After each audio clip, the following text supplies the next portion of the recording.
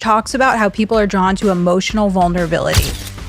I want people to take away this idea of share stories, not facts.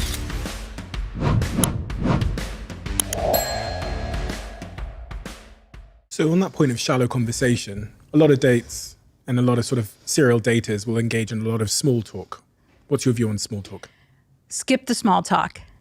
So much of the research that we've done at Hinge talks about how people are drawn to emotional vulnerability. Interesting. They really want you to go deep and they want to know what you're about. And through my coaching, I've been surprised at how hard this is for people.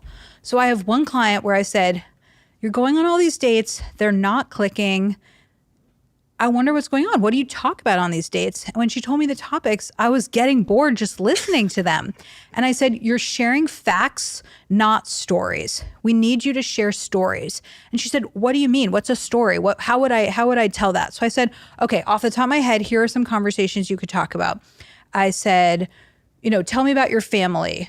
Do you have any siblings? And she said, yes, I have a brother and he lives across the country from me. So I said, okay. The fact is that you have a brother who lives far away. What is the feeling behind it? And she said, well, he actually just had a kid and I haven't even met the kid yet and I feel disconnected from him. And I'm like, great, that's the story. That's the vulnerability. The fact sets us up, but then go deeper. And then we talked about all these deeper things, how she feels when her friends have kids and she doesn't, and it's harder to have a relationship, how she feels about her aging parents, how she feels about her industry. And it was so interesting to me because I love conversation. This is my art form. This is what I love doing. But just breaking it down into pieces for her was something that she needed. And so I want people to take away this idea of share stories, not facts.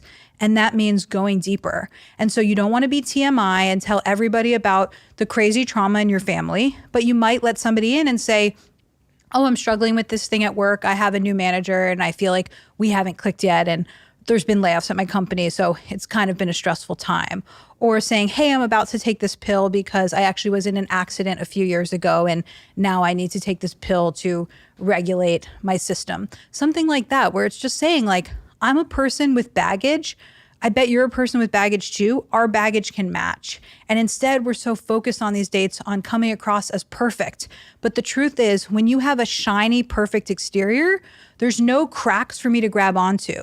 You actually need to show me the cracks so that there's something to grip and I can actually feel connected to you. And I feel like a lot of my work with people, especially older people, is telling them that it's safe to let someone in.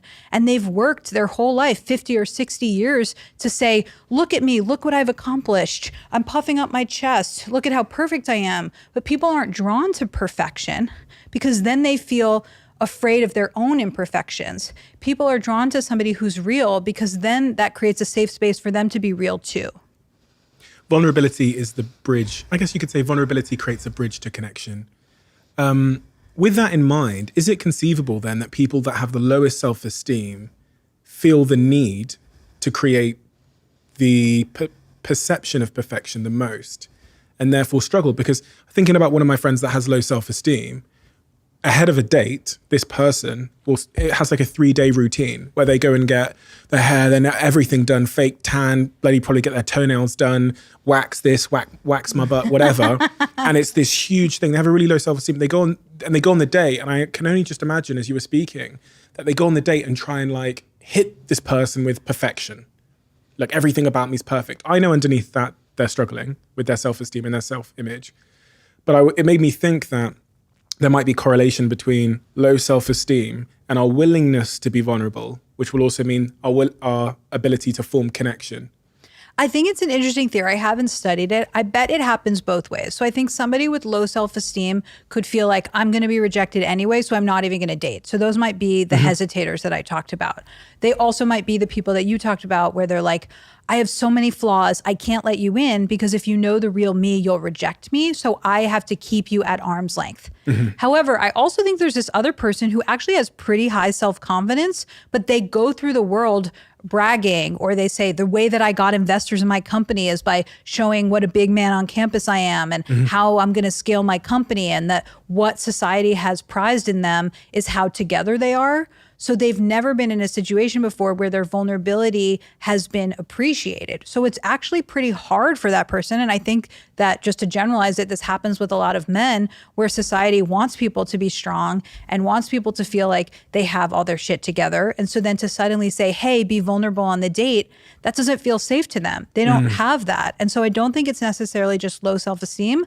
I also think they feel like it's really risky to show that they're not perfect.